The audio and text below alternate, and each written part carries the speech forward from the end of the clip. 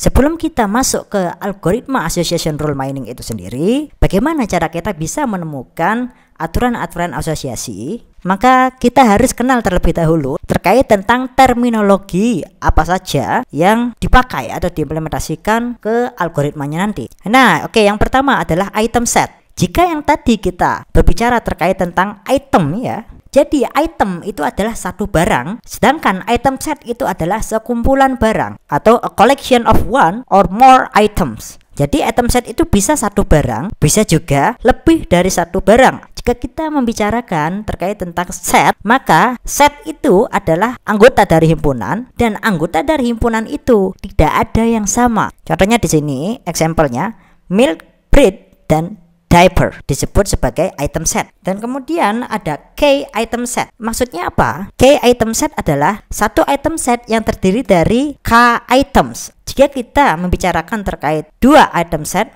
berarti jumlah itemnya atau setnya itu ada dua. Kemudian jika kita membicarakan 3 item set, maka jumlah dalam setnya itu ada 3 item. Dan 3 item ini adalah, atau K items itu adalah distinct, tidak ada yang sama. Nah, sekarang ada terminologi yang namanya support count atau disebut dengan row ya. Ini adalah tanda row. Support count itu adalah frekuensi kemunculan dari suatu item set. Jadi berapa kali item set ini muncul dalam data transaksi, itulah yang disebut sebagai support count. Contohnya misalkan milk, bread, and diaper. Jika pada data transaksi atau tabel transaksi yang ada di sebelah kanan kita munculnya ada 2 kali, milk, bread, diaper itu muncul di transaction ID yang keempat dan transaction ID yang kelima, sehingga support count dari milk, bread, and diaper itu adalah 2. Nah, sekarang ada terminologi yang namanya support. Tadi itu support count, sekarang adalah support saja.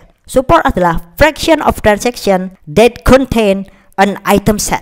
Kalau tadi support count itu adalah frekuensi kemunculan satu item set. Contohnya milk, bread, and diaper itu muncul 2 kali dari 5 transaksi yang ada.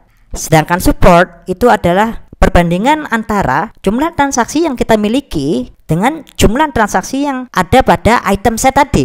Support pada milk, bread, and diaper itu adalah 2 dari 5. Artinya apa? Dari 5 transaksi, dari semua transaksi yang mengandung milk, bread, and diaper itu ada 2. Maka support dari milk, bread, and diaper adalah 2/5, yaitu pada di ID 4 dan 5.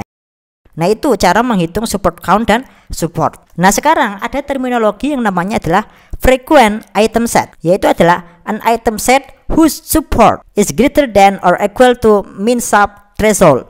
Jadi yang disebut sebagai frequent item set itu adalah item set yang supportnya lebih besar atau sama dengan suatu threshold yang dinamakan minimum support yang dilakukan di awal proses ya. Jadi kita misalkan sudah menentukan minimum support untuk suatu item set yang frequent itu adalah 0,2, maka milk, bread, and diaper itu termasuk frequent item set. Saya akan berikan contoh. Misalkan jika saya set minimum supportnya itu adalah 0,2, kita akan mencoba untuk menemukan item set lain yang frequent. Oke, jadi di sini saya akan berikan contoh. Nah, kita akan mencari item-item lain selain milk, bread, and diaper dari tabel transaksi yang ada di layar ini, yang nantinya akan kita sebut sebagai frequent item set juga ya. Contohnya, kita hilangkan saja bread, kita pilih milk and diaper. Bisa dilihat milk and diaper itu muncul 3 kali pada TID atau transaction ID, yaitu di transaction ID 3, 4, dan 5. Oke, sehingga bisa kita katakan milk and diaper itu adalah frequent item set karena supportnya adalah 3/5 atau sama dengan 0,6. Karena tadi minimum supportnya sudah kita tentukan adalah 0,2 dan 0,6 itu adalah lebih besar dari 0,2. Maka milk and diaper ini termasuk frequent item set. Nah, selain kita bisa mengambil lebih dari satu item, kita bisa mengawalinya dengan satu item saja. Tidak hanya 2 item atau 3 item. Kita akan coba berangkat dari satu item karena pengertian dari item set itu bisa hanya satu barang saja atau lebih dari satu barang. Oke, jadi coba saya di sini akan mengambil contohnya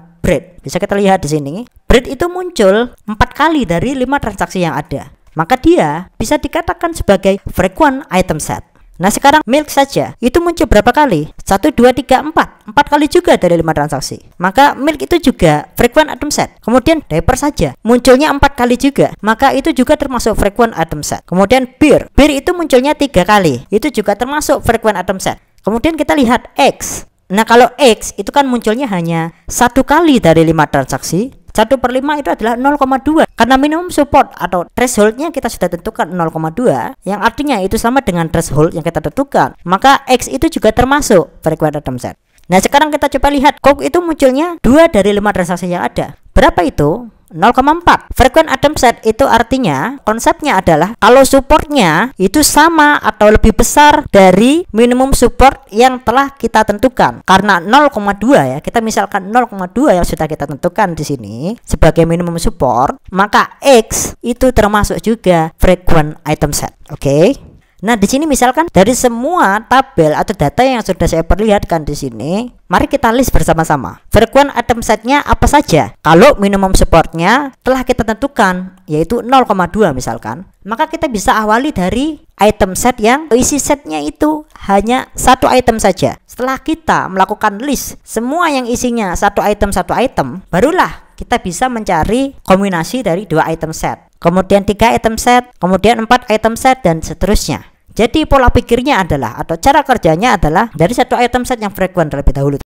Jika bread ini adalah 1 item set, kita anggap sebagai 1 item set, maka bread itu supportnya adalah 0,8. Nah sekarang coba kalau kita pasangkan dengan bread and milk, itu supportnya adalah 0,6. Kemudian kalau bread itu kita pasangkan dengan diaper, maka munculnya berapa kali? Sama juga, 0,6 juga. Nah, dari semua yang sudah saya bahas tadi terkait tentang bread, bisa kita lihat polanya di sini. Jika si bread ini muncul sebagai 1 item set, maka supportnya dia adalah 0,8.